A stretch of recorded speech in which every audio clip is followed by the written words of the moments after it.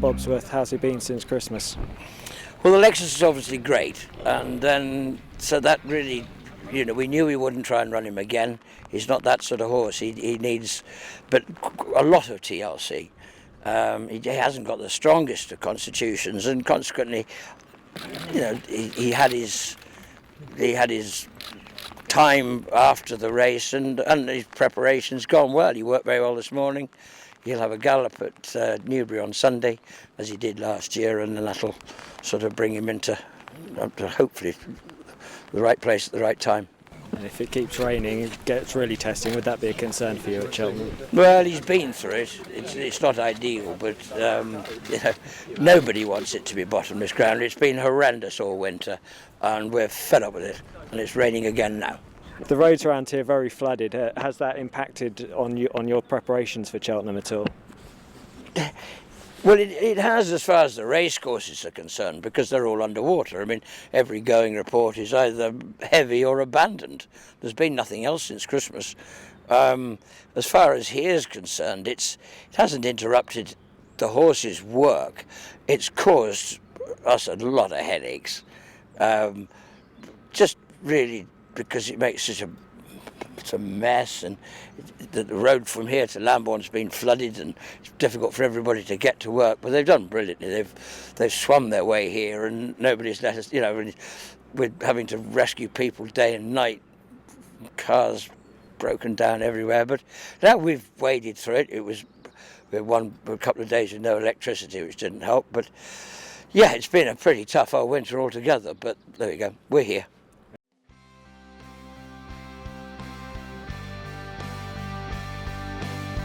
Kempton was perfect. I mean, it wasn't a great test. It was just a part of what we wanted to try and do, and he did it really well. AP was happy, I was happy, horse seemed happy. So we come into here on, I've got to say, everything's gone right so far. So sorry, that's me. No, he's good, and he's in very good form. He showed that at Kempton, and if we can get to the next fortnight without blips, then he comes into what I have to say is probably as hot a champion hurdle as one's seen for a very, very long time. There is no real dominant horse. Of course, Hurricane Fly is. You've got to knock him off his perch first, but it's anybody's guess which horse it would be, if they can, who could steal it off him, because he's still the one. And everybody for the last 2 years has been looking for a horse to beat him, and they haven't. But this time there are some very, very genuine contenders. And, I mean, mind you, it depends what Willie brings with him. I mean, he's probably got 2 or 3 to take him on himself, let alone from Ireland, Jet Ski, Arconna, I have a lot of time for. I think what we saw in the Triumph Hurdle last year was awesome. And from here, I'd like to think that my tent and the new one, there's nothing much between them. And you've got Melodic Rendezvous and all sorts of peoples as well. This is a hell of a race. Last year he did seem to get outstayed by Champagne Fever up the hill. Is the track any concern for you at all? I think if you say he got outstayed, that's your opinion, not mine. Obviously the champion chase wide open now, sadly without Sprinter Sacre. You've got 2 in the race then, Captain Kane and Kid Cassidy. Yeah, I mean, they'd probably run anyway. It obviously, but from everybody's point of view, it opens up the race dramatically, sadly.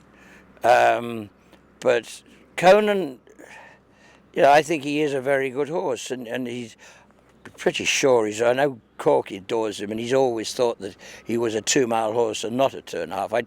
We did move him to 2.5 last year, and he won twice over 2.5. Didn't seem to at Cheltenham last year, and didn't really. He was second in the Tingle Creek. He was third to Sard de Grugy, but jumping to second last, he looked certain to win, to be honest with you, and he didn't quite get home. But again, we had a few issues with him, and hopefully with them ironed out, I think we're ready to have a go anyway. It is open, and he comes in here in pretty good form.